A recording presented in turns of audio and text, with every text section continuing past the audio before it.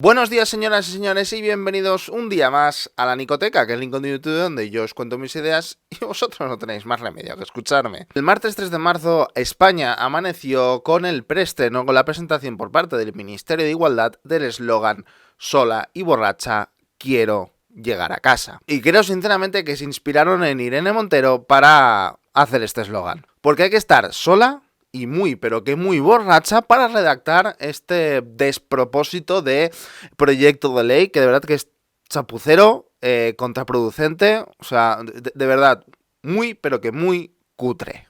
Have you ever felt? Are you listening? Damn.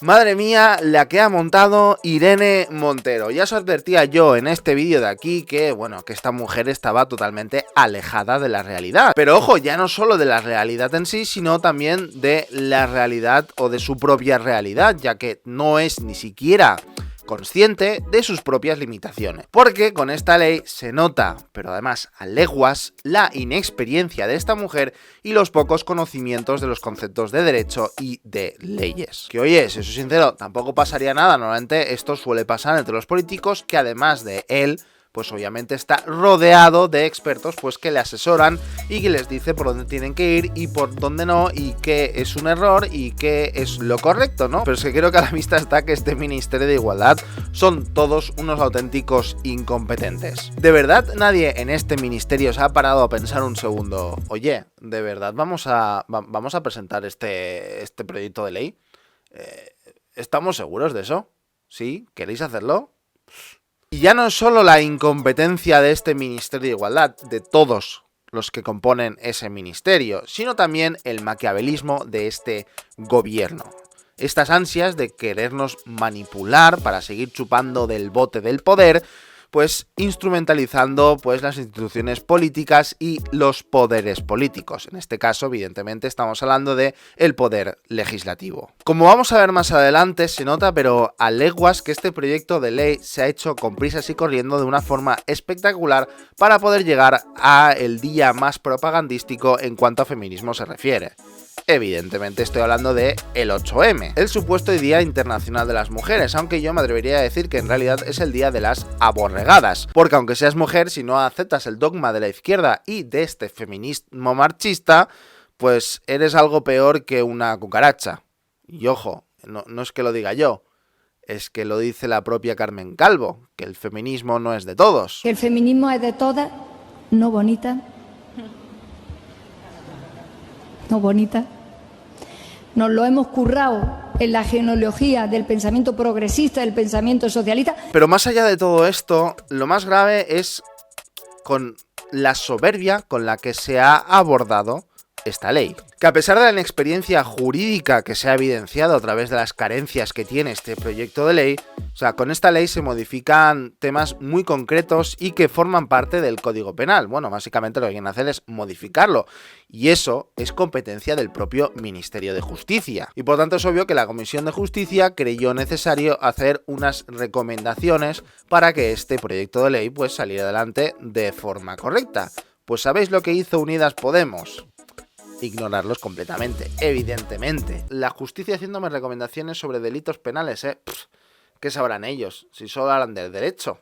Qué ignorantes son, por favor. ¿Y qué ha sucedido, señoras y señores? Pues lo que pasa cuando pones a unas personas que quieren el poder por el poder a legislar leyes. Que hacen una ley sin sentido, contradiciéndose a ella misma con la única función de crear propaganda política. Vamos, de verdad, o sea, una auténtica cutrez en toda regla. Esta es la cutrez de este proyecto de ley, que se ha tenido que redactar un informe de 26 páginas comentando, corrigiendo y, bueno, repasando básicamente los errores de la ley de Irene Montero. No voy a centrarme en tecnicismos al detalle porque podríamos estar aquí un buen rato y ya no solo eso, sino que encima sería probablemente el vídeo más aburrido del mundo, pero sí que me gustaría hacer, evidentemente de eso trata básicamente el vídeo, de hacer un pequeño resumen de qué es lo que dice este informe sobre este proyecto de ley. Si queréis saber todo con detalle, os he dejado aquí en la descripción el link que os manda directamente al PDF de este informe filtrado por la cadena SER. Este informe saca a la luz pues una cantidad, una lista eterna de errores que se han cometido en este proyecto de ley, pero lo bueno de todo es que encima los clasifica en 3 tipos de errores. Primero, los errores normativos, es decir, cómo está planteada la norma. Luego, el segundo es, errores de contenido, lo mal hechos que están los artículos, algunos se repiten, etcétera, etcétera, ya lo comentaremos luego. Y luego, errores de formalismo, que ojo, estamos hablando de errores ortográficos. En cuanto a errores normativos, este informe, por ejemplo, explica que no se puede diferenciar la Ley Integral de Violencia de Género con esta propia Ley de Libertades Sexuales. Además, también dice que esta ley es que no está lo suficientemente desarrollada como para establecer los mecanismos por los cuales se pueda aplicar esta ley. Lo más importante en una ley, evidentemente, es que en la práctica se pueda aplicar. Pero claro, ¿qué esperamos cuando en esta ley se intentan poner conceptos de eslogans vacíos totalmente de contenido, como por ejemplo el de solo sí es sí o el de yo sí te creo hermana? Fijaros si no con cuánta dificultad y qué poca específica es Irene Montero a la hora de poner un ejemplo sobre cómo se establecería el solo es sí es sí. Entenderá que no existe consentimiento cuando la víctima no haya manifestado libremente por actos exteriores concluyentes e inequívocos, conforme a las circunstancias concurrentes, su voluntad expresa de participar en el acto. Cuando la víctima no haya manifestado libremente por actos exteriores concluyentes conforme a las circunstancias concurrentes su voluntad expresa de participar en el acto. Irene, ¿qué nos quieres decir con esto? Porque es que aquí, no dice absolutamente nada. Lo digo en serio. ¿Qué entendemos por actos concluyentes exteriores? Un asentimiento, un guiño, palabras, algo por escrito, un manifiesto, un contrato. ¿A qué te refieres? ¿Qué entendemos por voluntad expresa? ¿Un solo sí es suficiente? ¿Confirmar un contrato vale la pena? ¿Con meterte en la cama eso ya es una afirmación expresa? ¿O hay que formular unas palabras o unas oraciones específicas? ¿Cuáles son esas circunstancias concurrentes? ¿Que en la cama el solo sí se aplica pero en el sofá no? ¿Veis lo que quiero decir? Una ley tiene que ser clara y concisa, que no conduzca a la confusión. Y este proyecto, la ley en sí conduce a la confusión, vamos. Y luego esto también evidentemente pasa cuando coges conceptos jurídicos que no entiendes y los retuerces para hacer campaña política, que acabas rebajando la pena a los violadores. Sí, tal cual lo oís. Esta ley rebaja la pena a los violadores. Y eso es debido a que han querido hacer ley otro eslogan de campaña política. El de no es abuso, es agresión. Al querer unificar todo tipo de actos en un tipo de delito, evidentemente lo que acabas haciendo inevitablemente es rebajar la pena. Porque, ojo, por ejemplo, para que nos pongamos una idea, vayámonos al absurdo, un acoso, evidentemente, no es lo mismo que una violación. Y evidentemente, por lo tanto, por proporción, por el principio de proporcionalidad, no se debería de castigar de la misma forma, ya que evidentemente el daño provocado por el acoso es muchísimo menor que el daño provocado por una violación. Pero claro, al meter estos actos en un mismo tipo de delito, lo que estás haciendo al final es una ponderación de la media de los daños provocados por ambas actuaciones. Y por lo tanto, al final concluyes que la violación, en realidad, produce menos daños de los que en realidad haría si los tratáramos como un delito aparte. Y por lo tanto, eso acaba en la consecuencia de que se castiga más de lo que se debería a los que hacen acoso y menos de lo que se debería a los que violan.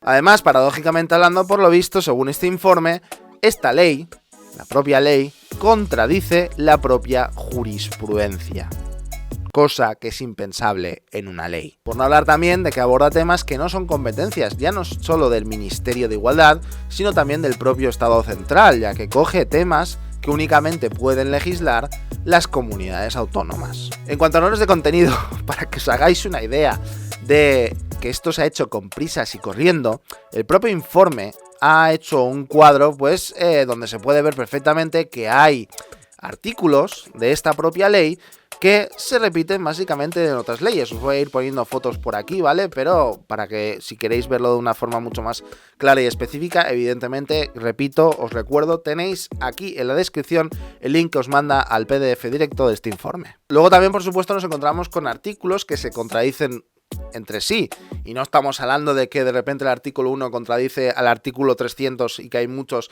y que se podría llegar a entender que, pues, que al final hay confusión. No, por ejemplo, vemos la primera contradicción entre el artículo 1 y el artículo 4.2, donde en el primer artículo se establece, pues, cuál es el fin de esta ley, que es la de, pues, proteger las libertades sexuales de todas las personas. Sin embargo, ya nos encontramos con que en el artículo 4.2 habla única y exclusivamente de todas las mujeres, dejando de lado, evidentemente, a los hombres y a los niños. Pero bueno, el culmen de la cutrez nos la podemos encontrar en los errores de forma, ya que nos encontramos errores del tipo mayúsculas donde no deberían de haber mayúsculas, problemas gramaticales, de redacción, cursivas y negritas donde no deberían de haber. En definitiva, señoras y señores, una ley cutre a más no poder, con prisas, corriendo, cuyo único objetivo es hacer campaña política. Es una ley, les insisto, muy profunda, robusta, enriquecida durante mucho tiempo. Bueno, básicamente estoy definiendo el modus operandi del gobierno en coalición en general. Porque, ojo, a pesar de que estemos hablando de Irene Montero y de la Ministeria de Igualdad, esto no solo lo ha hecho Podemos. También ha estado implicado el Partido Socialista, a pesar de que ahora se quiera desvincular de todo esto, al verse lo que se le venía encima. Lo más gracioso es cómo se defiende Podemos con las críticas. Todo aquel que me critique es machista. ¡Ole tus huevos! Es la definición clara y gráfica de la expresión todo ladrón cree que todos son de su condición. Pero vamos, de una forma clarísima. Al menos de lo que nos está sirviendo esta ley es ver cómo se están peleando entre ellos, entre el propio gobierno de coalición. Y bueno, con esto vuelvo a tener esperanzas de que este gobierno se disuelva más pronto que tarde. Aunque bueno, también puede ser que sea un poco iluso. En fin, que espero que os haya gustado este vídeo, espero que os haya podido esclarecer, pues, todo esto y os haya podido explicar de una forma, pues, clara y sencilla todos estos errores que hay en este proyecto de ley de Irene Montero. Un auténtico desastre, de verdad. Muchísimas gracias a todos por compartir, por darle like, por estar aquí siempre que cuelgo vídeos, de verdad que se agradece mucho. Y especialmente también quiero agradecer a los nicotequeros de Patreon, que os pondré por aquí seguramente. Y nada, que muchísimas gracias si os ha gustado. Si sí, por supuesto, darle like, suscribiros por aquí, uniros a la resistencia. Aquí os dejo mi Patreon y nos vemos en un próximo vídeo por aquí. Chao.